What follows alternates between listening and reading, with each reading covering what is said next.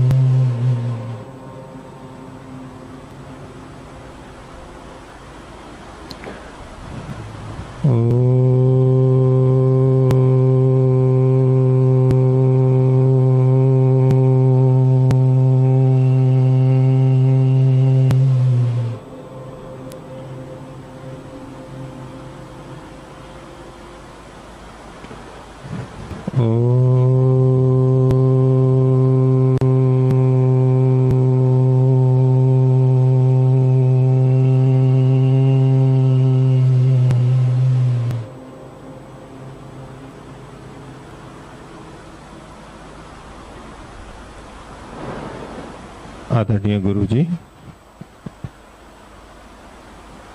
आदर के योग्य सभी उपस्थित सन्यासी वृंद, विद्वज्जन और धर्म प्रेमी सज्जनों, कर्म का विषय काफी कुछ आपके सामने रखा जा चुका है।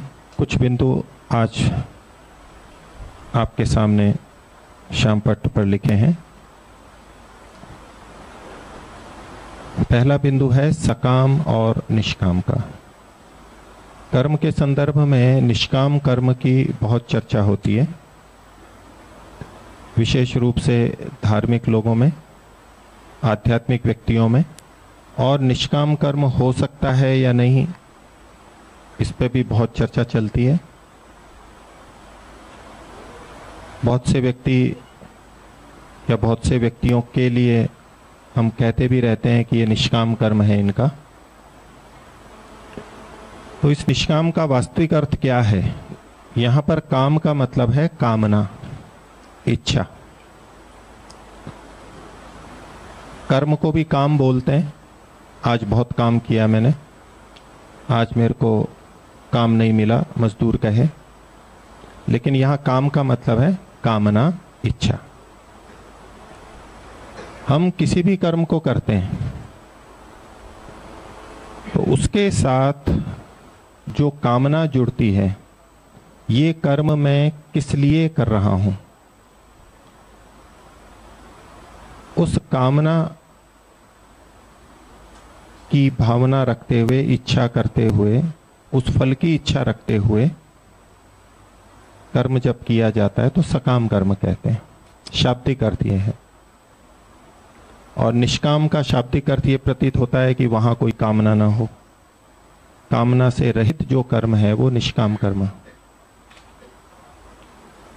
लेकिन व्यवहार में हम देखते हैं कि कोई भी कर्म बिना कामना के नहीं होता है। कोई भी कर्म। आध्यात्मिक व्यक्ति भी अपनी शांति के लिए साधना आदि करते हैं, संतोष के लिए परोपकार करते हैं, मुक्ति की कामना से साधना करते हैं, तो वहां भी कामना होती है। दुख से निवृत्ति की, सुख की प्राप्ति की, आनंद की प्राप्ति की। लेकिन जब निष्काम कर्म की इतनी महत्ता सुनते हैं, जैसे कि गीता में भी बहुत कही गई है, गीता के संदर्भ में निष्काम कर्म बहुत आता है, तो निष्काम का अर्थ वो लेते हैं कामना से रहित होकर के, शाब्दिक अर्थ जो लेते हैं। और फिर जब वो साधना करने लगते हैं तो जब मुक्ति की या शांति की या आनंद की बात आती है तो कहते हैं कि यदि ये कामना हुई तो निष्काम कर्म नहीं हुआ, अगर ये कामना हुई तो निष्काम कर्म नहीं हुआ, मुक्ति की कामना कर ली तो फिर निष्काम कर्म नहीं हुआ, और निष्काम कर्म नहीं हुआ तो मुक्ति नहीं मिल सकती। इसलिए मुक्ति की भी कामना छोड़ दो, आनंद की भी कामना छोड़ दो, कुछ भी कामना नहीं करनी है, ऐसी बात आ जाती है। लेकिन उस रूप में कि जब कोई ये कहे कि कुछ भी कामना ना करो, यदि कामना करेंगे तो मुक्ति नहीं मिलेगी, इसलिए निष्कामता रखो, तो वो निष्कामता किस लिए कर रहा है? मैं फिर से बोलता हूं, एक व्यक्ति मुक्ति की कामना से कर्म कर रहा है, दूसरे ने कहा नहीं निष्काम कर्म होने चाहिए, क्योंकि यदि मुक्ति की कामना कर ली तो मुक्ति नहीं मिलेगी, क्योंकि वो सकाम कर्म हो जाएगा। अगर मुक्ति की कामना कर ली तो सकाम कर्म हो जाएगा, निष्काम नहीं रहेगा। इसलिए क्या करना चाहिए? निष्काम कर्म करना चाहिए। मुक्ति की कामना भी नहीं करनी चाहिए, क्योंकि मुक्ति की कामना करने से मुक्ति नहीं मिलेगी, यही ना? मुक्ति की कामना करने से मुक्ति नहीं मिलेगी, इसलिए मुक्ति की भी कामना ना करो। तो मुक्ति की कामना किस लिए नहीं कर रहा है वो? कामना करेंगे तो मुक्ति नहीं मिलेगी, और निष्काम रूप से बिना मुक्ति की कामना के अगर कर्म करेंगे तो क्या मिलेगा? तो क्या ये निष्काम हो गया? शब्दों का ही तो फेर हुआ ना। वो निष्काम कर्म किस लिए कर रहा है? यदि सकाम किया, मुक्ति की कामना की, तो मुक्ति नहीं मिलेगी। तो मुक्ति मिलने के लिए क्या करना चाहिए? मुक्ति की भी कामना नहीं करनी चाहिए। तो ये मुक्ति की कामना नहीं करना किसके लिए कर रहा है वो? तो मुक्ति की कामना तो फिर भी हो गई। कामना अवश्य रहेगी, बिना कामना के कर्म होता ही नहीं है, लेकिन फिर भी निष्काम कर्म है, तो उसका क्या अभिप्राय वो देखते हैं। तो सकाम कर्म का मतलब लिया जाता है संसार के भौतिक सुखों की इच्छा से जो कर्म किए जाते हैं वो सकाम कर्म कहलाते हैं।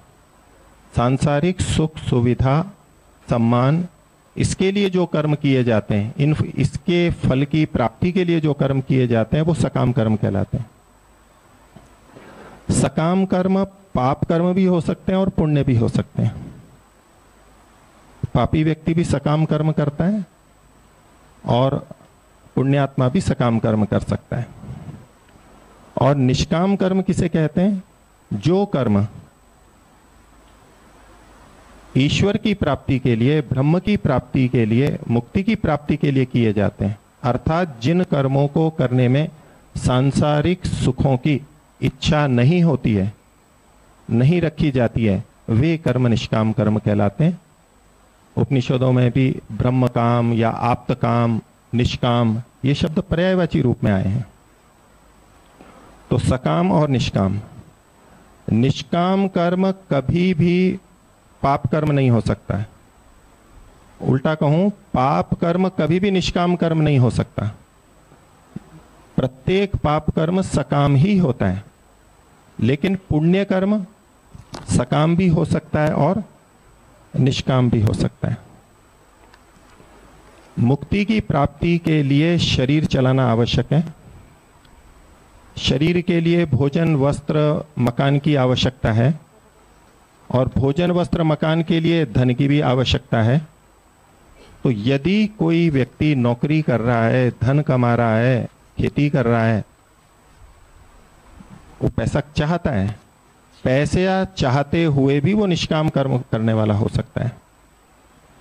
यदि उस पैसे कमाने का लक्ष्य उसने बनाया है, इससे मैं शरीर के सुख सुविधाओं को बनाऊंगा, इसका स्वास्थ्य ठीक रखूंगा, इससे साधना करूंगा, परोपकार करूंगा, निष्काम कर्म करूंगा और मुक्ति की तरफ जाऊंगा। तो मुक्ति की कामना से भौतिक सुख साधन भी यदि एकत्रित किए जाते हैं तो उचित मात्रा में ही होंगे, और उनको एकत्रित करना सकाम कर्म नहीं कहलाता, वो भी निष्काम कर्म कहलाता है। और चाहे परोपकार किया जा रहा हो, और वो यदि सांसारिक सुख सुविधाओं के लक्ष्य से किया जा रहा है, सम्मान के लक्ष्य से किया जा रहा है, साधना भी इसलिए की जा रही है कि लोगों में मेरा यश हो, प्रशंसा हो कि ये बहुत बड़ा साधक है, लोग मेरे को पूजें, मेरे अनुयायी बने, इन लौकिक लक्ष्यों के लिए यदि साधना भी की जा रही है तो वो सकाम कर्म कहलाती है। अगला बिंदु है जैसी कामना वैसा फल। ये पुण्य कर्मों के संदर्भ में बात रखी। पाप कर्मों का तो जो फल ईश्वर की व्यवस्था से होता है वो हमें मिलना ही है, उसमें हमारी कामना नहीं चलती है। लेकिन जो पुण्य कर्म हम कर रहे हैं वहां हमारी इच्छा यानी ये सकामता, और दूसरे शब्दों में निष्कामता भी कहें, जैसा हम चाहते हैं वैसा हमें फल मिलेगा। यदि हम अच्छा शरीर चाहते हैं, अच्छी बुद्धि चाहते हैं, तो जो पुण्य कर्म कर रहे हैं उस समय अगर हमारे मन में ये भावना है कि मेरे को अच्छा शरीर, अच्छी बुद्धि, पैसा मिले, अगला जन्म अच्छे परिवार में हो इत्यादि जो भौतिक सुख सुविधाएं हैं तो हमें वो मिलेंगी। और यदि हमारे मन में ये भाव है कि मैं अगला जन्म मुक्ति की तरफ बढ़ सकूं, उसके लिए जैसे जैसे साधन चाहिए, बचपन से ऐसे माता पिता के यहाँ जन्म लूं, फिर ऐसे गुरुकुल या कहीं आश्रम या साधु संतों के पास जाऊं, वो मुझे मिलें, शास्त्रों का मेरा अध्ययन हो इत्यादि, और साधना के पथ पे मेरे को जब जब बाधा आए तब तब मेरे को समाधान प्राप्त हो, ऐसी कामना से जब कर्म किए जाते हैं तो उसके वैसे फल मिल सकते हैं।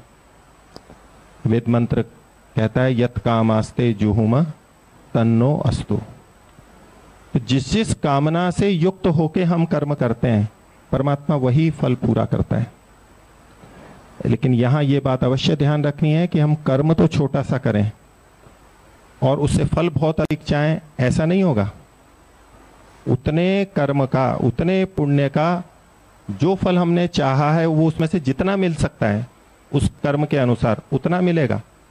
जैसे का मतलब है उसका प्रकार, जिस प्रकार का हम फल चाहते हैं उतना वो प्रकार का मिलेगा, लेकिन कितनी मात्रा में मिलेगा ये हमारे पुण्य कर्म के अनुसार, मात्रा के अनुसार निर्भर करता है, ये परमात्मा निर्धारित करेगा।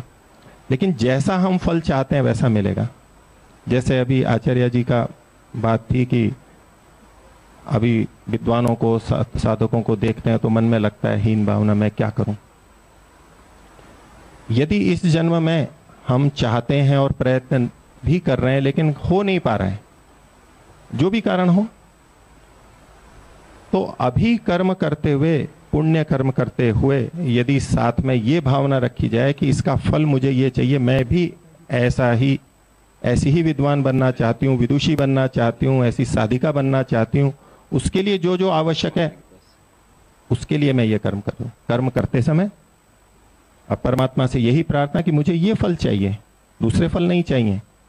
तो ऐसा करते करते हम जो पुण्य कर्म करते हैं तो अगला जन्म या इस जन्म में भी उसी तरह की स्थितियां बनेंगी और हमें वो चीजें प्राप्त होने लग जाएंगी। यहाँ पर पुण्य कर्म की भी बहुत आवश्यकता होती है।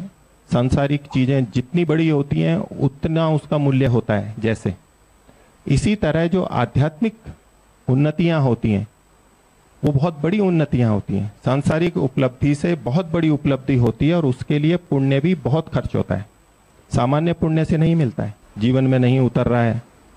कई कारण है, ध्यान से नहीं सुना, मनन नहीं किया, प्रयत्न नहीं किया, वो भी हैं। लेकिन हमारी बुद्धि का ऐसा बनना कि हमें वो बात ठीक ठीक समझ में आ जाए और स्वीकार हो जाए, गहराई तक आ जाए, ऐसी बुद्धि, ऐसी सात्विक बुद्धि सामान्य पुण्य से नहीं मिलती है। उसके लिए बहुत पुण्य चाहिए। और जो आध्यात्मिक मार्ग पे कितनी अटकनें आपको दिखेंगी, कोई साधक कहाँ अटका हुआ है, कोई कहाँ अटका हुआ है, खूब प्रयत्न कर रहे हैं, पूरी निष्ठा से लगे हैं, लेकिन एक जगह जाके कहीं अटके हुए हैं।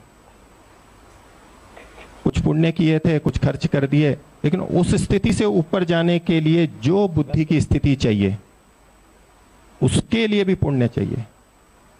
यदि कभी ऐसा अटकाव आ जाए तो निष्काम कर्म करने होते हैं, पुण्य कर्म उसमें लग करके खूब अच्छा हो जाए।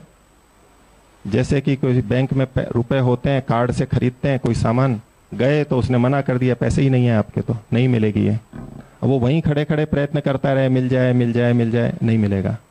हाँ, और कमा करके बैंक में डलवा दिया, फिर उस कार्ड को लेके जाएंगे।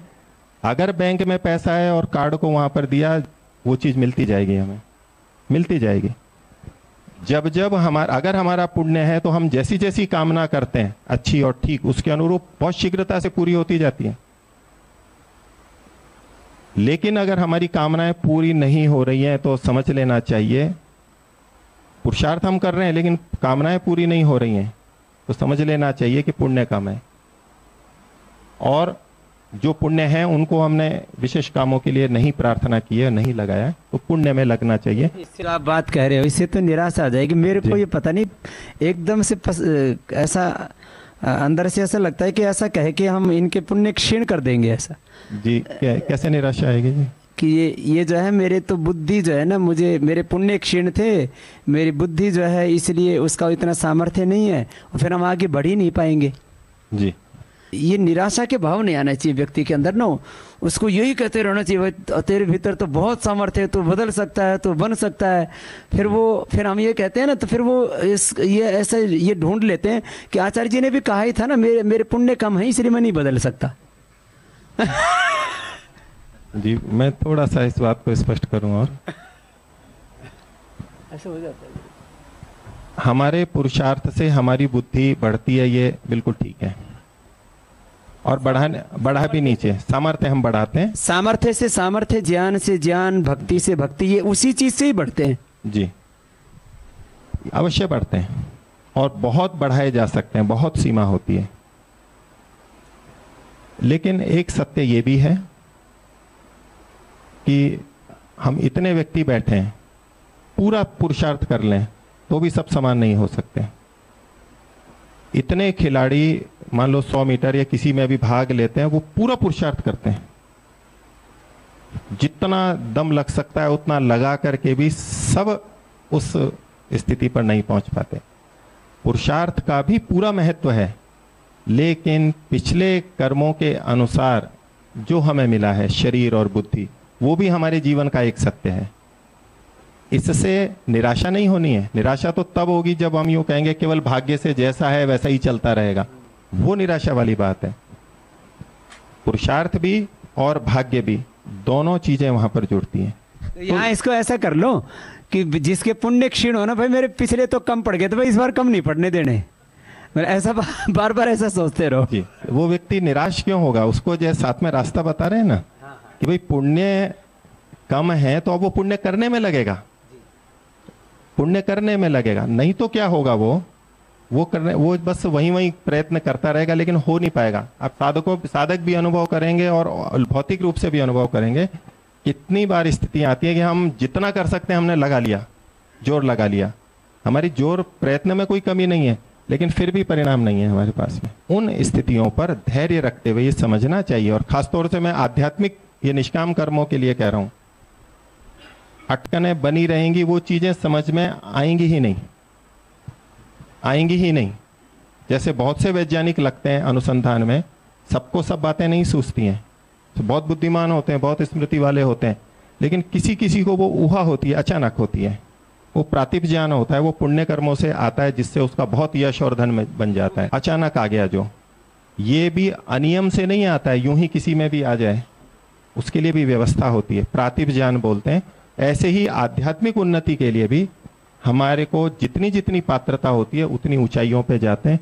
इसलिए जैसी कामना है वैसा फल मिलता है पुण्य कर्मों का, लेकिन यदि फल नहीं मिल रहा है तो समझना चाहिए अभी हमें और प्रयत्न करना है और पुण्य करना है। कर हम भी सकते हैं, हर व्यक्ति कर सकता है। तीसरा बिंदु है आज का कि हम बहुत सी स्थितियों में परोपकार करते हैं, त्याग करते हैं। अब रेल यात्रा में या बस यात्रा में जा रहे हैं और एक ही बैठक है और हम 2 जने हैं, तो स्वामी जी के साथ में हैं, स्वामी मुक्तानंद जी हैं, तो एक ही जगह है, कौन बैठेगा वहां पर? किसे बैठाना चाहिए? स्वामी जी को बैठाना चाहिए। क्यों? बड़े हैं। मुक्तानंद जी के मन में आएगा या मुक्तानंद जी की जगह मैं हूं तो मैं ऐसा सोच सकता हूं कि स्वामी जी आत्मवत व्यवहार की बहुत बात करते हैं। अब क्या आदर्श किसका? या दूसरे लोग देखेंगे भाई ये आत्मवत व्यवहार की बात करते हैं, खुद तो बैठ गए और ये खड़े, अब ये इनका आत्मवत व्यवहार हुआ या नहीं हुआ? हाँ या ना? स्वामी जी हैं, चिंता मत कीजिए, मैंने फंसाया, आपने नहीं फंसाया स्वामी जी को। मेरा इस प्रश्न का उत्तर दीजिए, स्वामी जी का आत्मवत व्यवहार है या नहीं है? दोनों उत्तर आ रहे हैं, कुछ नहीं कह रहे हैं, कुछ हाँ कह रहे हैं। अगर आत्मवत व्यवहार होता तो इनका मन कैसे गवाह कर गया कि मैं तो बैठ जाऊं और स्वामी मुक्तानंद जी खड़े रहें, भले ही वो छोटे हैं। आत्मवत व्यवहार में तो बराबर की बात आती है। तो मैं सोचूंगा कि भाई इनको क्यों दुख दूं, मेरे शरीर है तो उससे थोड़ा सा इतनी तो मैं मेरे अंदर थोड़ा शारीरिक सामर्थ्य ज़्यादा है अपेक्षाकृत, तो मैं खड़ा हो जाता हूँ, इनको बैठा लेता हूँ। स्वामी जी के गुरुजी को भी ले लेंगे तो वहां भी यही प्रश्न आएगा, तो वहां इनके गुरुजी पे प्रश्न आएगा। चलिए, ये तो सीट पे बैठना तो बहुत छोटी बात है, लेकिन यदि और कोई ऐसा अवसर हो कि हमारी जान जा रही है, दो में से एक को मरना है, ऐसी स्थिति है कि एक को तो मरना ही है। अब स्वामी मुक्तानंद जी भी हैं और स्वामी जी भी है। अब किसका धर्म बड़ा है, कौन अधिक धार्मिक है, कौन आध्यात्मिक है, उसकी परीक्षा होगी। अब क्या करना चाहिए? स्वामी जी को क्या करना चाहिए? मुक्तानंद जी को मरने देना चाहिए? ये धार्मिक की पहचान है क्या? या स्वामी मुक्तानंद जी को स्वयं की आहुति दे देनी चाहिए, चलो मैं भले ही मर जाऊं लेकिन स्वामी जी को बचाना है, मेरे को दे देनी चाहिए। ये मुक्तानंद जी की तरफ से तो ठीक है ये भावना। क्या स्वामी जी को भी ये सोचना चाहिए? स्वामी जी को क्या करना चाहिए कि मुक्तानंद जी कहें कि नहीं जी मैं मरूंगा, आपको जीवित रहना है, तो इनको हाँ करनी चाहिए ना करनी चाहिए? हाँ कर देनी चाहिए। तो ये तो फिर क्या ये स्वामी जी का आदर्श रहेगा? सब ये नहीं कहेंगे कि स्वामी जी ने अपने लिए मतलब अपने स्वार्थ के लिए, अपने शरीर की रक्षा के लिए, इस अनित्य शरीर की रक्षा के लिए, इस नश्वर शरीर की रक्षा के लिए जिसके लिए इतना उपदेश देते हैं, ये तो छूटने ही वाला है, उसके लिए अपना धर्म छोड़ दिया और इनको मर जाने दिया, स्वीकृति दे दी और खुद बच गए। दोनों की जान भी जा रही हो और उसमें मुक्तानंद जी कहें और बल्कि स्वामी जी भी कहें कि हाँ मुक्तानंद जी आप अपना शरीर त्याग कर दीजिए मेरी रक्षा के लिए। ये स्वामी जी से पूछेंगे, लेकिन स्वामी जी की जगह मैं हूं और अगर मैं स्वामी जी जैसा हूं और फिर स्वामी जी की जगह पे हूं, तो उसमें हाँ कहना चाहिए। मन में कोई ग्लानि या संकोच नहीं होना चाहिए धार्मिक व्यक्ति में। नहीं तो इस ग्लानि में, जैसा कि बस वाले कई बार कर देते हैं, एक आदमी को बचाना चाहते हैं, भावना तो ठीक है कि एक आदमी को बचाना है, लेकिन कर क्या बैठते हैं? अनेकों को मरवा देते हैं। ऐसी स्थिति में जहां कुछ हानि होनी ही है, वहां संसार का, धर्म की वृद्धि, संसार का हित, धर्म और संसार का हित जिस कर्म में हो रहा हो वो कर्म करना चाहिए। उसके लिए वैशेषिक दर्शन के अंदर ये सूत्र आए हैं, वहां पर विशिष्टे आत्मत्याग, अपने से बड़ा यदि कोई हो तो उसके लिए अपनी चीज छोड़ करके भी करना चाहिए। अच्छा, इसमें किसका लाभ हुआ और किसकी हानि हुई? जो श्रेष्ठ व्यक्ति बचा, वो श्रेष्ठ व्यक्ति संसार का अधिक भला कर सकेगा मेरी अपेक्षा, ये सोच के मैं अपना त्याग कर दूंगा, उनकी रक्षा कर दूंगा। और जो मैंने त्याग किया है, शरीर छोड़ा है, वो व्यर्थ तो नहीं गया है, ये पुण्य हुआ ही है। उसका भी पुण्य अगले जन्म में बहुत बढ़ चढ़ के मिलेगा। तो मेरा भी लाभ हुआ, बड़े व्यक्ति का भी लाभ हुआ और संसार का भी लाभ हुआ। और इसके उल्टा अगर करेंगे तो हमने छोटे को बचा दिया, यानी एक सैनिक को बचाने के लिए राजा ने अपनी जान दे दी, सेनापति ने अपनी जान दे दी, तो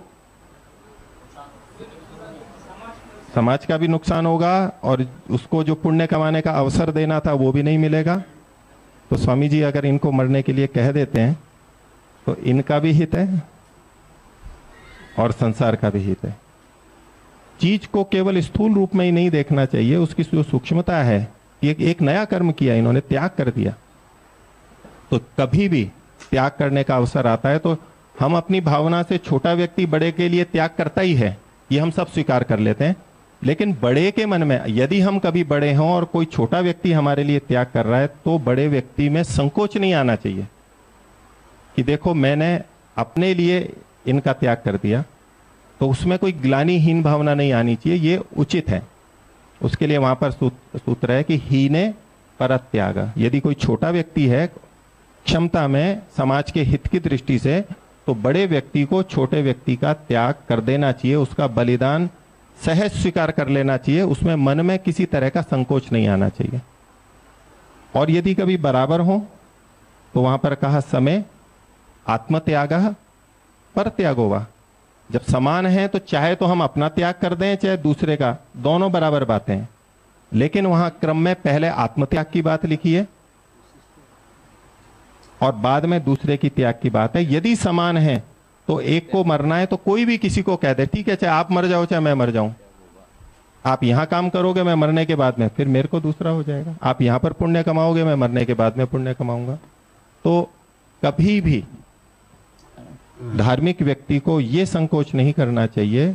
यदि कभी ऐसी विषम स्थिति में त्याग करना पड़े किसी का, तो यदि हम बड़े हैं, घमंड की बात नहीं है, वास्तविकता के धरातल पर समाज के हित के लिए हमें अपनी रक्षा करनी चाहिए। दूसरा यदि मर रहा है या उसको मरने की हमें स्वीकृति देनी पड़े तो देनी चाहिए, ये धर्म है। इसमें आत्मवत व्यवहार वाली बात नष्ट नहीं होती है। हम सबके हित के लिए देख रहे हैं, उसका भी हित है, समाज का भी हित है। तो ये विषय तो मैं इतना ही रखता हूँ, आगे आपके प्रश्न उत्तर जो हैं वो कर। वैसे एक शब्द जैसे आचार्य श्री ने कहा ना, इसको हम कई बार प्रयोग करते रहते हैं कि कभी भी सम व्यवहार नहीं हो सकता संसार में। सम व्यवहार होगा तो वो तो अन्यायपूर्ण व्यवहार हो जाएगा। सम भाव तो रखना चाहिए, ममता का, प्रेम का, करुणा का, वात्सल्य का, आत्मीयता का, श्रद्धा का, विश्वास का, परस्पर संबंधों में सम व्यवहार नहीं हो सकता। तो ये आत्मवत भाव तो रहेगा, आत्मवत व्यवहार संसार के व्यवहार के भी विरुद्ध है। जैसे बेटी से और पत्नी से एक जैसा भाव तो रखेंगे, प्रेम का, करुणा का, सहयोग का, सुख का, माने उनको सुख पहुंचाएं, उनको सुविधाएं दें, उनको शुभ करें, जो भी अच्छा कर सकते हैं। लेकिन बेटी और पत्नी के साथ एक जैसा व्यवहार नहीं होगा। गुरु के साथ में गुरु जैसा ही व्यवहार होना चाहिए। तो गुरु तो हमारे जैसे हैं, तो गुरु को तो ये गुरु शिष्यों में, माता पिता में, समाज में, सब जगह समभाव, सम व्यवहार, उसको भी इसी की तरह ही समझना चाहिए जैसे श्रद्धाचार्य श्री का। तो आपके जो प्रश्न हैं ब्रह्मचारी अमरेश जी कि कहा कि मैं वेद पढ़ता हूं तो ब्राह्मण होता हूं और बाहरी जगत के सुधारने के लिए साहस, शौर्य, पराक्रम करता हूं तो क्षत्रिय होता हूं। स्वदेशी वस्तुओं की बिक्री करके देश के अर्थ की रक्षा करता हूं तो मैं वैश्य होता हूं। तो और जब श्रेष्ठ लोगों की सेवा करता हूं तो शूद्र होता हूं। तो ये चारों कर्म करता हूं तब मैं क्या होता हूं, जबकि आत्मा एक है और वह रथ का चालक है। तो जिसकी प्रधानता होती है वो करते हैं। अभी तो आप ब्रह्मचारी हैं और वैसे हर व्यक्ति अपनी शुद्धि भी करता है, ज्ञान भी वृद्धि करता है, रक्षा भी करता है, चारों चीजें सब व्यक्ति करते हैं। लेकिन समाज की दृष्टि से जब हम कार्य करते हैं, जिसकी प्रमुखता होती है वही कर्म ब्राह्मण, क्षत्रिय, वैश्य वर्ण उसका माना जाता है। अगला प्रश्न है कि यदि सृष्टि में कोई भी द्वंद्व के रूप में एक या दो के रूप में नहीं होती तो क्या इस सृष्टि में संतुलन बन जाता? कुछ द्वंद्व होते हैं जिसके बिना संतुलन नहीं हो सकता, जैसे कि स्त्री पुरुष का, शीत उष्ण का इत्यादि संतुलन आवश्यक है द्वंद्व के रूप में। लेकिन सब चीजों का द्वंद्व आवश्यक नहीं है। जैसे कि प्रेम और क्रोध है, तो प्रेम के लिए क्रोध भी आवश्यक है ऐसा नहीं है। क्रोध जितना ज्यादा होगा असंतुलन होगा, प्रेम जितना अधिक होगा या 100% होगा तो संतुलन ही होगा।